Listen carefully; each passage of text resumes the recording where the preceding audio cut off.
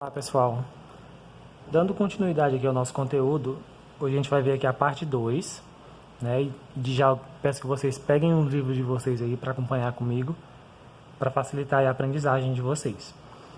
Então aqui, dando continuidade, a gente vai ver hoje grandeza e capacidade.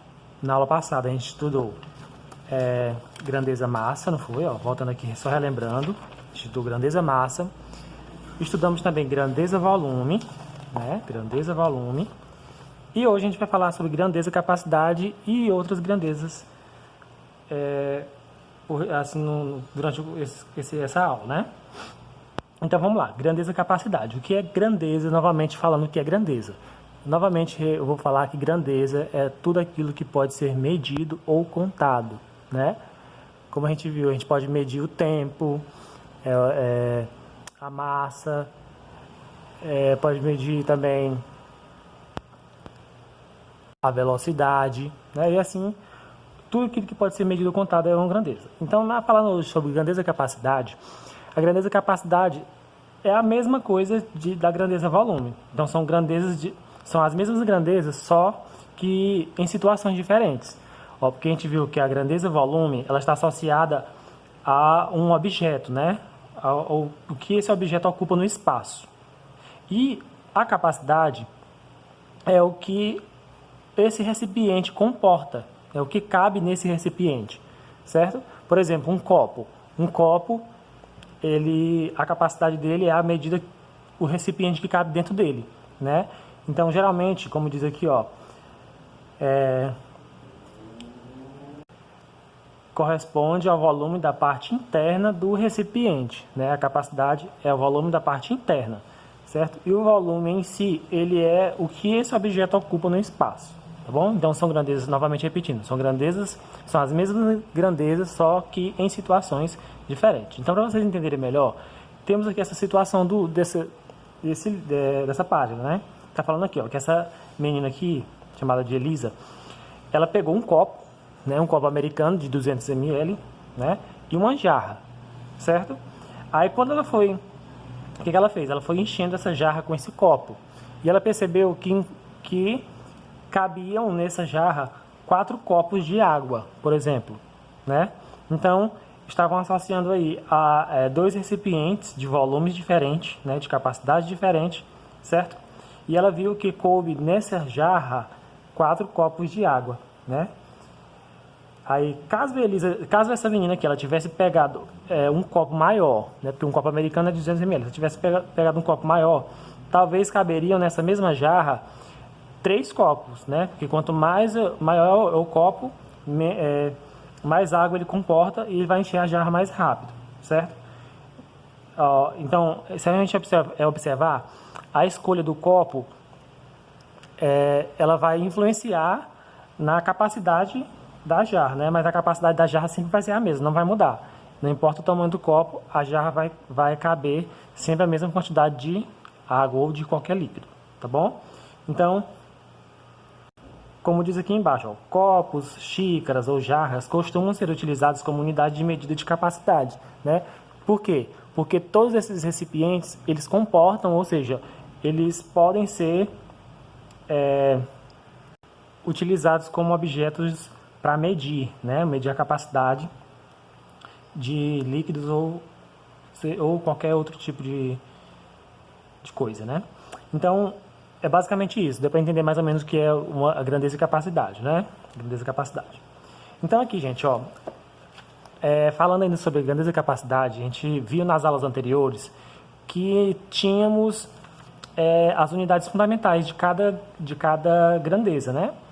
A unidade fundamental do volume, a gente viu que era o metro cúbico, né? A unidade fundamental da massa, a gente viu que era o grama, né?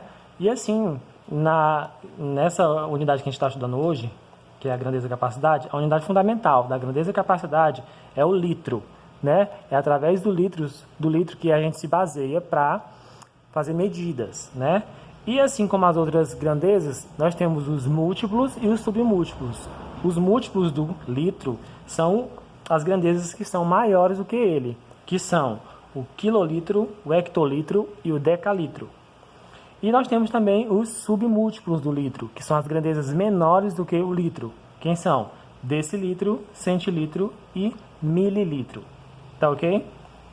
Então, ó, aqui estão as representações dele, né, ó, simbolicamente. KL, HL, DAL, L, DL, CL, ML, né?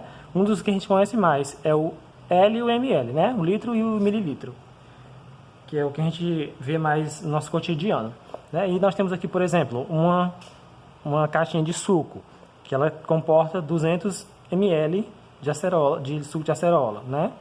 Por exemplo. Aí nós temos aqui uma garrafa de leite, né? 1 litro de leite. Aqui nós temos a medida de capacidade dessa garrafa, que é 1 litro de leite. Nós temos aqui um galão de água, que ele comporta 10 litros de água, certo? Então, como essa medida aqui, ó, essa caixa de suco é menor do que essa garrafa de leite, então, por isso que ela é colocada em ml, né? E essa aqui, como é um pouquinho maior, ela é colocada em litros, tá bom? Então, é basicamente isso, falando sobre as unidades padronizadas de capacidade, certo? Aí, como nas outras grandezas a gente aprendeu como é que a gente transforma as unidades de medida, né? Aqui na medida de capacidade também é a mesma coisa. Ó, para transformar de quilolitro até chegar no mililitro, ou seja, da esquerda para a direita, eu vou pulando as casas multiplicando por 10. E o contrário, né, da direita para a esquerda, eu vou pulando as casas dividindo por 10. Vou trazer aqui um exemplo para vocês. Ó, eu tenho aqui 7 litros para transformar em ml. 7 litros para transformar em ml. Aí, vocês vão olhar para essa tabelinha aqui, né? O litro está aqui, o ml está lá no final, ou seja, da esquerda para a direita. Eu vou pular quantas casas? 1, 2, 3. São 3 zeros, ou seja, eu vou multiplicar por 1000. Então, 7 vezes 1000 é 7.000. Isso quer dizer que 7 litros corresponde a 7.000 ml, né? E uma coisa básica que vocês têm que saber é que 1 litro, ele corresponde a 1000 ml, viu? 1 litro corresponde a 1000 ml. Tá ok? Por isso, quando a gente compra uma garrafa de 1 litro de refrigerante, por exemplo, 1 litro de refrigerante, aquela garrafa maior, e tem as garrafinhas de meio litro, que equivale a 500 ml, né? Porque 1 litro é 1000 ml e meio litro equivale a 500 ml, né? Metade de 1000. Certo, gente? Vou trazer aqui outro exemplo para vocês. Agora, ó, a gente viu aqui um exemplo transformando da esquerda para a direita, vamos ver aqui um exemplo transformando da direita para a esquerda. Tá bom? Para vocês já saberem diferenciar. Por exemplo, aqui eu tenho um recipiente que comporta 800 ml, né? A capacidade dele é 800 ml. E eu quero saber quanto vale esses 800 ml aqui, por exemplo, em decilitro. Tá aqui, ó, do mililitro por decilitro. Quanto é que corresponde em decilitros? Ó, do mililitro por decilitro, do ml por dl, são 2 casas, da direita para a esquerda. Ó. 1, 2, ou seja, eu vou dividir por 100.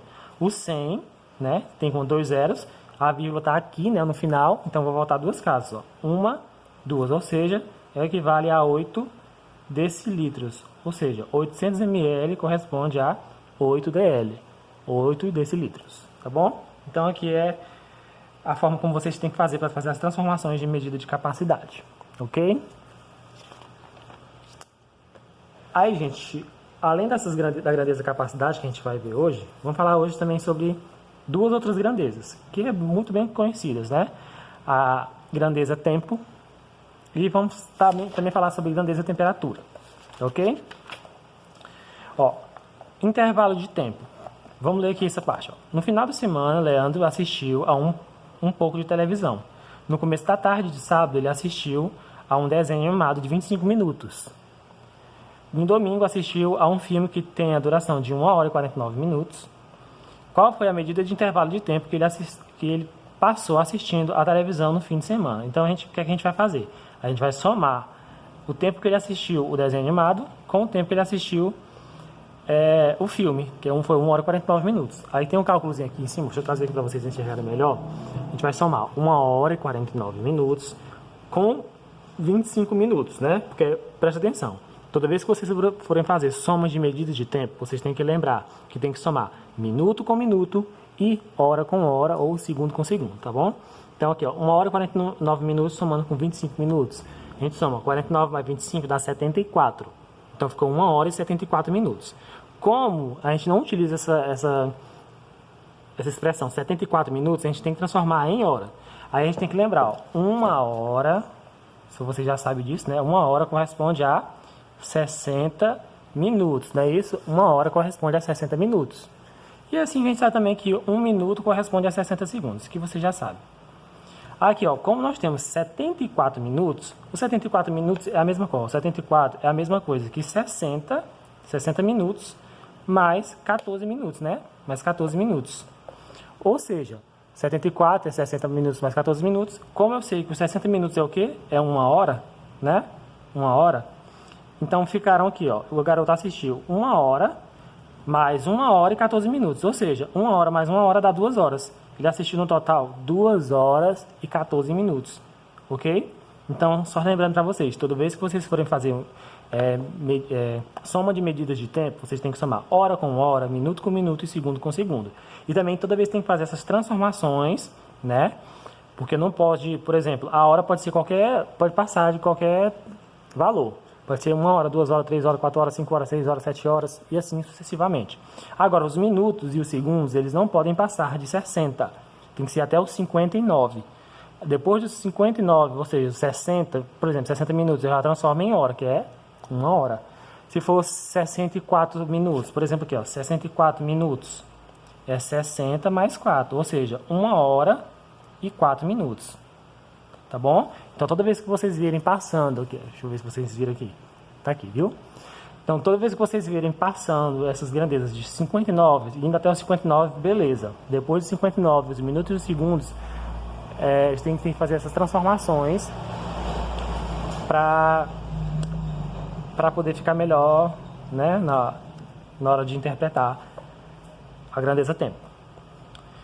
E aqui só um lembrete, aqui dizendo aqui, ó, a hora é a unidade de medida padrão de intervalo de tempo. Os minutos e os segundos são submúltiplos da hora, né? Porque a hora, uma hora é maior do que os minutos e os segundos, tá bom? Então a hora, assim como o litro lá na grandeza capacidade, a hora é a unidade padrão da medida de tempo, porque é através da hora que a gente se baseia para fazer os cálculos dessa grandeza, tá bom? E para finalizar, vamos falar agora sobre grandeza temperatura, né? Estamos passando por um momento de muito calor aqui, então a gente vai falar sobre grandeza temperatura. Ó, há muitas situações do dia a dia em que aparecem a grandeza de medida de temperatura, né? O termômetro, que é o instrumento que é utilizado para fazer a medida de temperatura, ou a variação de temperatura das medidas do tempo, né? Então o termômetro é utilizado para fazer a mediação das temperaturas, ok? Aqui no Brasil, a temperatura ela é medida em graus Celsius, né? Que é esse simbolizado dessa forma aqui, ó, o grau Celsius, que é simbolizado dessa forma. E em outros lugares, por exemplo, nos Estados Unidos, é utilizado o Fahrenheit. Fahrenheit, que é simbolizado dessa forma aqui, ó, tá bom? Então o Fahrenheit ele é uma grandeza maior do que o Celsius. Por exemplo, aqui, ó, nós temos um termômetro, né? Existem vários tipos de termômetros. Aqui o termômetro está medindo 37,5 graus Celsius. Nesse outro termômetro aqui está medindo, ó, 100 graus Fahrenheit, certo? E outro termômetro aqui também medindo em graus Celsius. Aí aqui nós temos aqui as temperaturas mínimas e máximas, né, das cidades. Aqui em São Paulo, por exemplo, temperatura mínima de 16 graus Celsius e a máxima de 22 graus Celsius, né? Temos Teresina, 24 graus Celsius e 30 graus Celsius. Hoje em dia está fazendo 40 graus, né? E aqui, gente, é só mostrando as temperaturas mínimas que podem fazer, ó, a temperatura menor, que, por exemplo, aqui em São Paulo, a temperatura menor que pode ocorrer no dia é 16 graus Celsius e a maior, 22, certo? E é basicamente isso. Se vocês forem fazer pesquisa sobre medidas de temperatura, vocês vão ver também que existem as medidas de temperaturas negativas. Por exemplo, menos 3 graus Celsius. É uma temperatura muito fria, abaixo de zero, né? Porque, ó, temperatura negativa, isso quer dizer que são cidades que possuem uma temperatura muito fria, né? Abaixo de zero é muito gelado, tá bom? E é basicamente isso. Não tem muita coisa para falar sobre a temperatura, não. Okay? E assim a gente finaliza a nossa aula de hoje. Vou deixar para vocês umas questões lá na plataforma.